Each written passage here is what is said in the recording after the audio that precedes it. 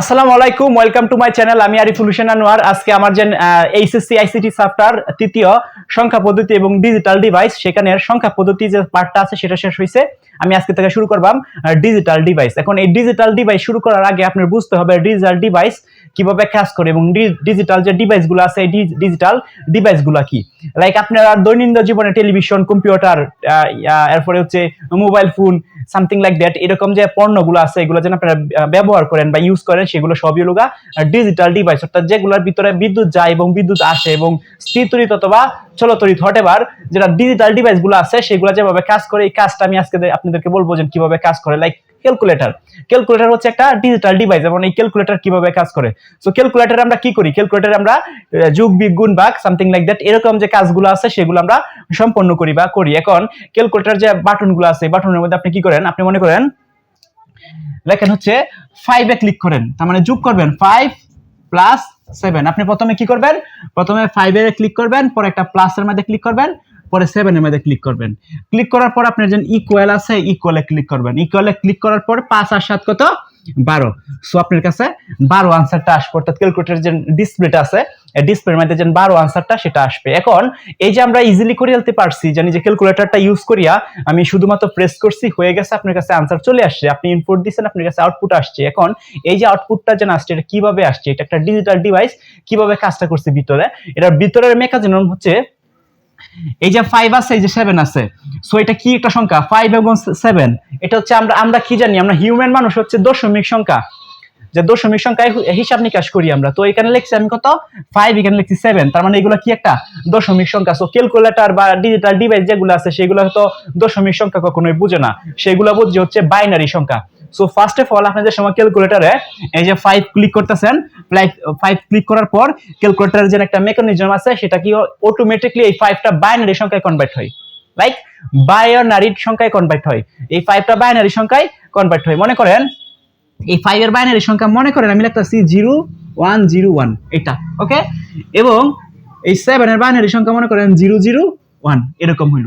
তখন আপনি যে সময় 5 এ ক্লিক করেন তখন হচ্ছে বাইনারি সংখ্যা এটা কনভার্ট হবে। তারপর আপনি যে সময় 7 এ ক্লিক করবেন তখন বাইনারি সংখ্যা এটা কনভার্ট হবে। তখন ক্যালকুলেটরে এই দুটাকে এই বাইনারি যোগ করবে। এই বাইনারি যোগটা করার পরে মনে করেন 0101011000। সো এরকম একটা বাইনারি মান পাইছে। সো এই বাইনারির মানটা কি হচ্ছে? সে আবারও এটা হচ্ছে ইনক্রিপ্ট হবে। ইনক্রিপ্ট হওয়ার পর এখানে আউটপুট দিবে হচ্ছে 12।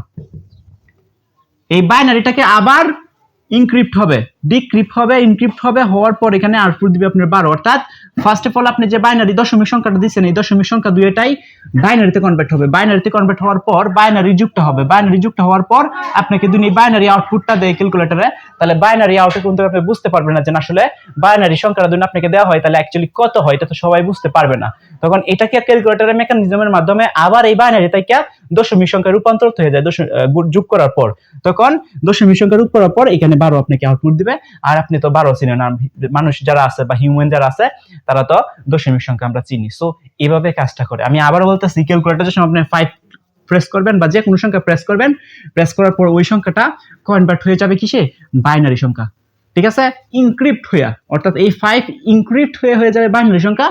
এই বাইনারি সংখ্যা দুইটা যোগ বাইনারি যোগ হবে। যোগ হওয়ার পর বাইনারি যোগফলটা ক্যালকুলেটরের ভিতরে এটা কাজটা হবে, ভিতরে নামবে। নামার পর এই যে বাইনারি যে যোগটা আছে এই বাইনারি যোগটা দুদিন আপনাকে দেওয়া হয় বা ক্যালকুলেটর আউটপুট আপনাকে দেয়, তো আপনি তো বাইনারি সংখ্যা বুঝবেন না বা সবাই তো বুঝবে না। তখন এই ক্যালকুলেটরের একটা মেকানিজম আছে, সেটা হচ্ছে ডিকোড হবে। ডিকোড হওয়ার পর এটা আবার দশমিক সংখ্যায় কনভার্ট হয়ে যাবে এবং দশমিক সংখ্যায় কনভার্ট হওয়ার পর আপনাকে আউটপুট দিবে।